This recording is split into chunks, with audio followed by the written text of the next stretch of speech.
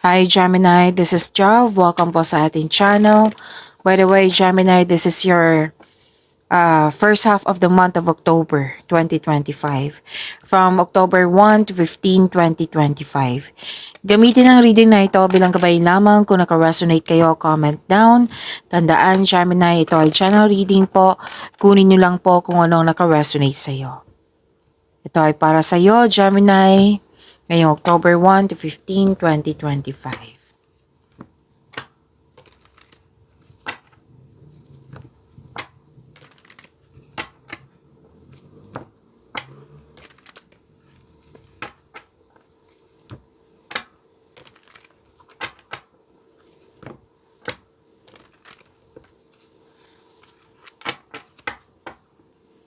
Para po ito sa iyo, Gemini, ngayong October 1 to 15, 2025. Kuha muna tayo ng angel number.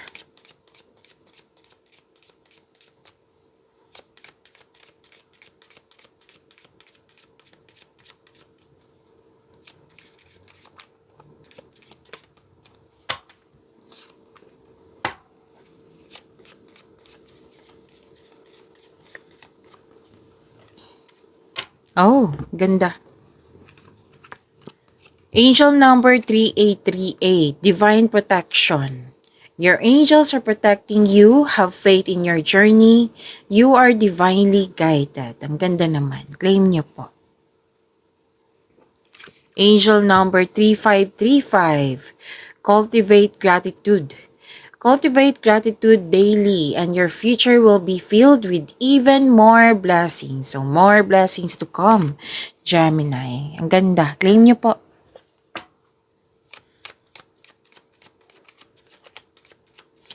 Maraming salamat po sa inyong patuloy na suporta, sa mga nag-donate, sa mga hindi nag-skip ng ads, maraming salamat po.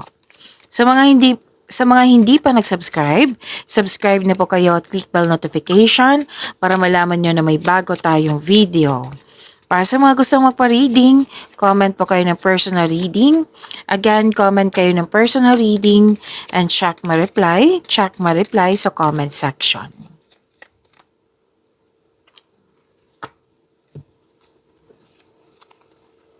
Okay. So this is, may malaking influence ng isang babae po. Oo, ngayong first half of the month of October. At may ending with new beginning. Yes, may ending with new beginning dito. Nahihirapan, nabibigatan ka sa isang sitwasyon or sa isang tao or sa isang bagay at nakikita ko dito na tinulungan mo yung sarili mo, nag-let go ka at nagkaroon ng transformation. So ito na yung ending with new beginning. And things going your way. Ang ganda naman. Good luck and good karma. Things going your way. May positive opportunities. At kitang-kita ko yung happiness mo dito kasi may recognition din. Oo. At this is success. Opo. Good luck and good karma. Ang ganda. Claim niyo po, Gemini.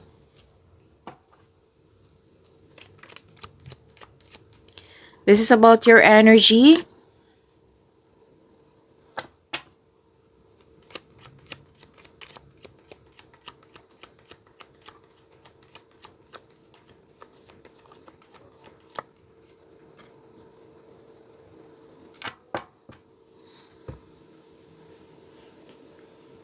Kung may napansin kayo na repeating message, yan po yung pinupush ng card sa inyo, Gemini.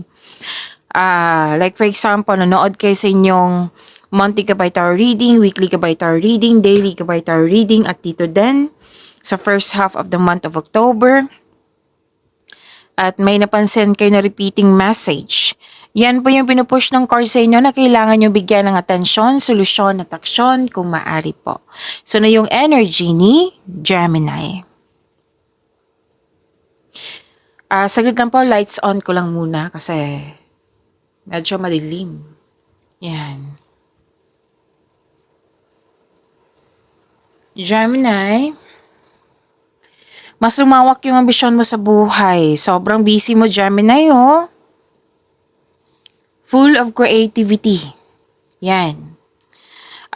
Very supportive ka sa mga mahal mo sa buhay, sa partner mo, kung sino man yan. Oo, very supportive ka sa kanya, sa kanila.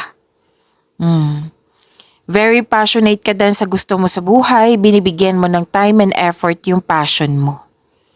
Kaya mo rin maging leader, Gemini. And please know that you are divinely guided. Oo, andito si angel number 3838 at dito rin, you are divinely guided. Know that you are guided and protected now and always. Very confident and sense of worthiness are elevated, Gemini. You are becoming more confident, which will lead to immense personal growth and improvement to sa koneksyon sa isang tao. Naalala nyo yung sinabi ko kanina dito? Magkakaroon ng recognition. Lumabas din dito sa tarot card nyo. Nakilala ka. You're feeling powerful and enjoying being recognized sa mga ginagawa mo. Makinig din kayo sa inyong intuition. Kasi tutulungan kayo nito para magkaroon ng growth. And take action toward increased prosperity. So you are creative and enthusiasm. Yan po yung pinaka-importante. Oo, important part of your success. Yung pagiging creative and enthusiasm. Okay, so sabi ng card, magaling kayo sa mga ginagawa nyo. Magaling kayo na leader. Maraming nagtiwala sa iyo.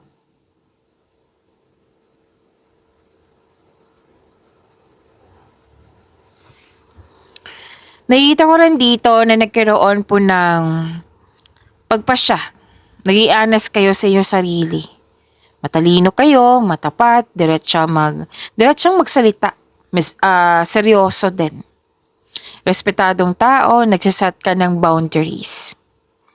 Ang lakas ng energy ng single parent dito, single parent Gemini. Pwedeng kayo ito, pwedeng siya. Yung kausap nyo kanina, yung may energy dito kanina na isang babae. Pwedeng ikaw yan or pwedeng siya. Na malaki ang kanyang influence sa iyo or kayo ang malaki ang influence sa kapwa mo. Magaling kang gumawa ng desisyon, manindigan para sa iyong mga paniniwala. Mag-focus ka on your logical at katwiran kesa sa umasa sa iyong emotion. Opo, ipagpatuloy niyo po yung kasi magaling kayong what I meant is nakikinig kayo sa inyong intuition. So, dalawang card mismo nagsabi dito na ipagpatuloy nyo yung makinig sa inyong intuition kung pwede po. Oo, para gabayan ka kung ano yung susunod na hakbang patungo sa right path, patungo sa success.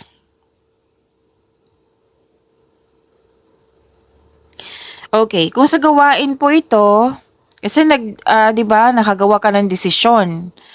Oo, nag-gather ka ng factual information. Humingi kayo ng tulong sa trustworthy coworker or kasamahan mo dyan na may alam sa concern mo. Okay? Most likely busy talaga si Gemini sa passion mo, sa trabaho mo. Oo, tsaka na makagawa ka ng diskarte.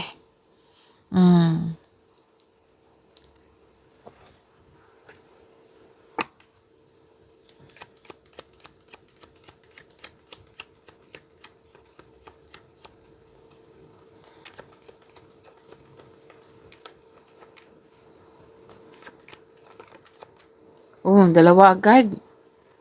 This is for you sa inyong career and money. Gemini, ngayong October 1 to 15, 2025.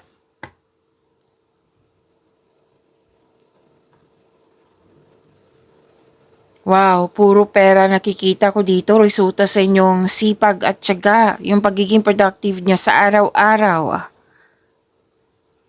Gemini. Hard work, productivity. Puro movement. Hanggang dito, oh. Busy pa rin. Maraming ginagawa. Nagkaroon po ng transition. Kasi ito, transformation, transition din. Yung sinabi ko kanina. bagong kasanayan, kaalaman. So this card reminds you kapag ginawa mo ang gusto mo, mamahalin mo ang ginagawa mo. So sinabi ng card dito, tagumpay sa pananalapi. Tagumpay sa pananalapi at itong pagsusumikap mo sa araw-araw, may magandang resulta. Taas ng iyong tagumpay ito ha, Gemini, keep up the great work. Ang taas ng iyong tagumpay ay nasa iyo. Naging hard worker ka kasi gusto mo ma-secure yung future mo or may specific goal. Kaya sobrang sipag mo. Oo. Hard work at dedikasyon sa mga ginagawa mo dyan, trabaho ba, negosyo ba, for financial prosperity. Sabi ng card, patuloy mo lang magsumikap, Gemini. Keep up the great work. Ang ilan sa inyo, nag-aaral ng new skills para ma-increase yung income. Gumagawa po kayo ng passive income.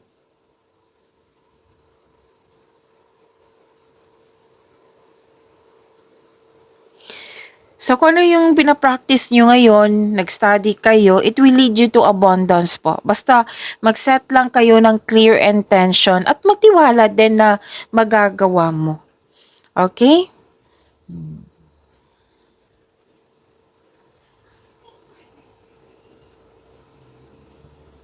Okay, may malaking blessings kayong natanggap.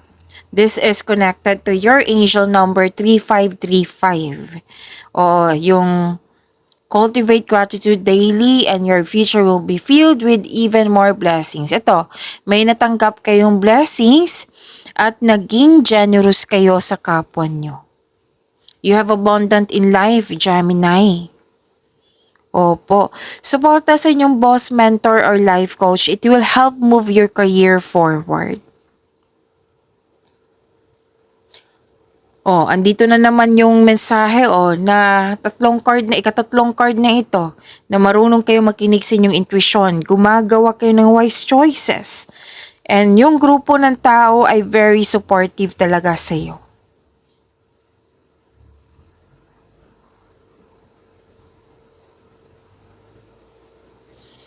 Nakikita ko rin dito, Gemini, na isa o maraming alok o idea ang darating sa'yo. So again ha, 4 na card na nagsabi dito na sobrang busy mo ngayong first half of the month of October 2025. Busy.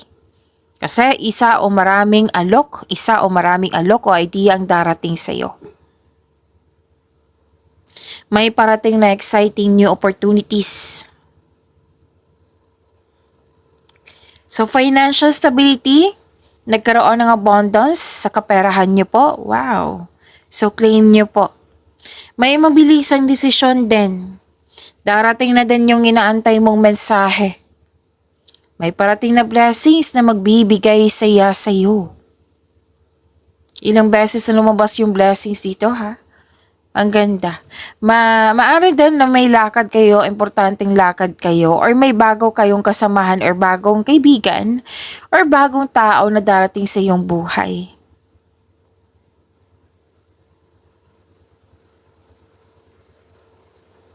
Nakikita ko rin dito, Gemini, na parang naiinip ka. Oo, kailangan ng mahabang pasensya po. Kasi may tinanim ka, naghintay ka kung kailan magbunga. So, ang sabi ng card dito, magbubunga po ito ng masaganang resulta kung hayaan mo lang itong magbunga. Continue to take steady action on your goals. Kailangan ng mahabang pasensya and be realistic about your expectation. So, this is long-term abundance po and steady progress. Claim nyo po. Huwag niyo po daw kalimutan na gumawa ng konkretong plano. Kasi gumagawa kayo ng desisyon at nanindigan kayo, 'di ba? Sabi ko kanina. So, huwag niyo kalimutan na gumawa ng konkretong plano.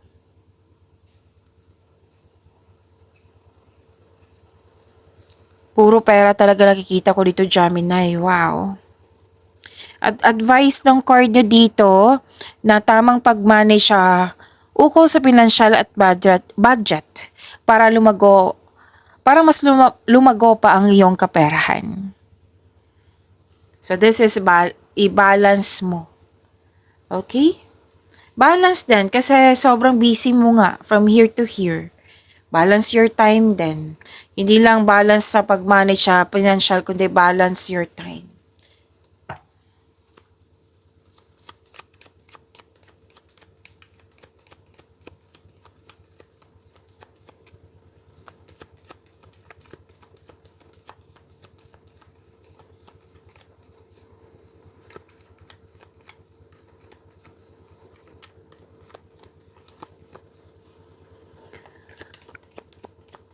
Love life, self-love, partnership, and romance ni Gemini. Ngayong October 1 to 15, 2025.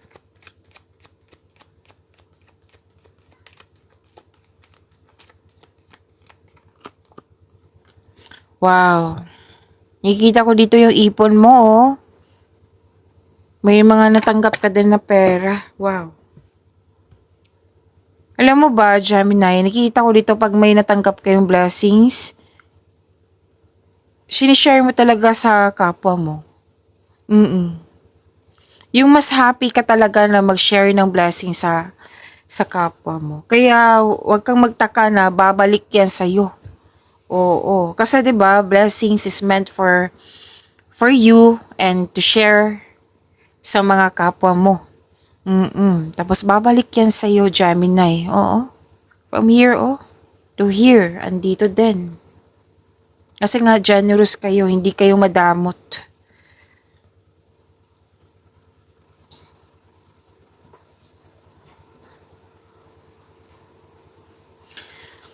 So, lumabas pa rin dito yung generosity. Single ka man, marelasyon sa buhay mag-asawa.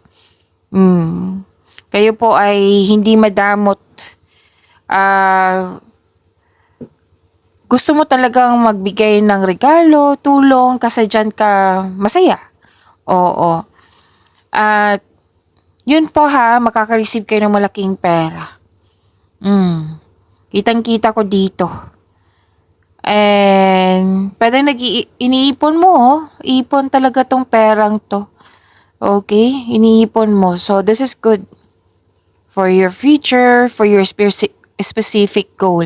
Okay. Single ka man na marelasyon sa buhay mag-asawa, makaka-receive kayo ng regalo or tulong or pera. Pwedeng may nagbigay sa'yo. Pwedeng natanggap mo na yung binigay mo serbisyo. At natutuwa ako kasi nagsishare ka sa kapwa mo at nagtabi ka rin for yourself, kumbaga savings. Mahilig kang magbigay talaga ng tulong. Donate, charity, gamit. Yung mas masaya ka talaga na mag-share sa iba.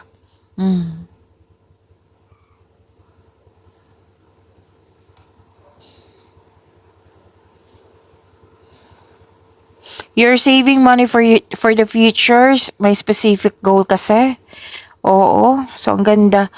Alam niyo ba, sabi ng card dito, yayaman ka lalo. Kasi, marunong ka magtipid at sobrang ingat mo sa naipon. Kasi itong ipon na ito, hindi lang para sa'yo, para sa kapwa mo. Kaya, this will lead you to have a financial abundance and personal growth. Yayaman ka. Sabi yan ng card ha. Okay, sa mga single kasi, sa mga relasyon, itong dalawang card na nagsabi na grabe yung hard work mo, pagiging busy mo, tanggap mo talaga na busy ka ngayon. Kasi nga, dedicated ka at the same time at gusto mo mag-ipon talaga. Yung sipag nyo ngayon, oo, alam mo may in return yan eh. May balik yan. Kasi gusto mo mag-ipon. Gusto mo magkaroon nagkaroon ka kasi ng sense of stability. Gusto mo ma-secure yung future mo. Oo, lahat kayo, single ka man, marelasyon sa buhay mag-asawa. Yan po ang sabi dito. Puro pera nakikita ko dito. Gemini. Okay. Sa mga single, papasok ka o interesado ka lang magkaroon ng relasyon kung ito ay seryoso sa buhay. So, si Gemini, ilang beses ko tong nabasa sa iyo na date to marry si Gemini. Yes. So, sa buhay mag-asawa sa mga relasyon, ipakilala mo na yung partner mo sa group of people. Actually, makakatanggap ka ng mana or pension or retirement o masakanang ani ng buhay. Savings pa rin yung iniisip ni Gemini. Ang ganda naman. So, this is wealth, family, and inheritance. You deserve this. Gemini, ang ganda po. Oo. So, pag-imanin niyo po yung blessings sa binigay sa inyo, Gemini. See you tomorrow. Maraming salamat.